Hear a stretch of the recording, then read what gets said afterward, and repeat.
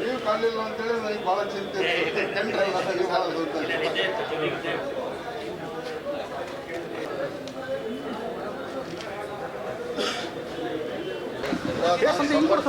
ಆಗ್ತಾ ಇಲ್ಲ. ನಾನು ದಾವಣಗೆರೆಯ ನಿಷ್ಠ ಕಾರ್ಯಕರ್ತ ಸಾದಿಕ್ ಪಾಲೋನ್ ಅಂತೇಳಿ ನನ್ನ ಹೆಸರು. ಎಲ್ಲ ಧರ್ಮದವರು ನನಗೆ ಗುರುತಿಸ್ತಾರೆ. ಅದಕ್ಕೆ ನಾನು ಕಾಂಗ್ರೆಸ್ ಅಭ್ಯರ್ಥಿಯಾಗಿ ನಾನೆಲ್ಲ ನಾಮಪತ್ರವನ್ನು ಸಲ್ಲಿಸಿದ್ದೀನಿ.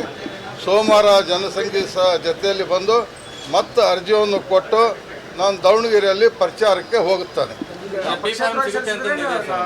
ಇಲ್ಲ, ಪಾರ್ಟಿಯಿಂದ ಸಲ್ಲಿಸಿದ್ದೀನಿ. ಪಾರ್ಟಿ ಕೊಳ್ಳಿಲ್ಲ ಅಂತ ಹೇಳಿದ್ರೆ ಮುಂದೆ ತೀರ್ಮಾನ ಅಲ್ಲ, ಸೋಮವಾರ ದಿವಸ ತಗೊಂಡು ಮತ್ತೊಂದು ಅವಿಡೆಂಟ್ ಆಗ್ತೀವಿ. 100ಕ್ಕೆ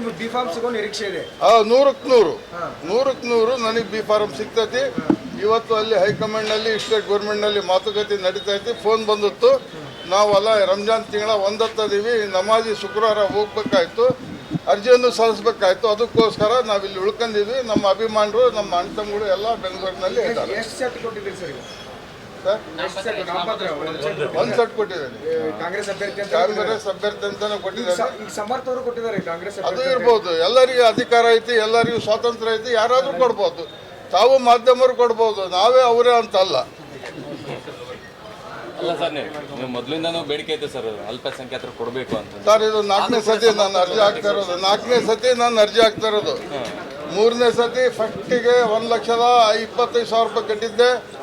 2ನೇ ಸತಿಗೆ 1,25,000 ಲಕ್ಷ ಕಟ್ಟಿದ್ದೆ. ಈಗ ಮೊನ್ನೆ ಚುನಾವಣೆ ಆತಲ್ಲ, ಅವಾಗೆಲ್ಲ 2,25,000 ರೂಪಾಯಿ ನಾನು ಕಟ್ಟಿದ್ದೇನೆ. ನನ್ನ ಹತ್ರ ಅರ್ಜಿ ಇದೆ, ಫಾರಮ್ ಇದೆ. ನಾನು ಆಗ್ಲಿಂದ ಹೋರಾಟ ಮಾಡ್ಕೊಂಡು ಬಂದಿದ್ದೇನೆ, ಈಗೂ ಮಾಡ್ತಾ ಇದ್ದೇನೆ.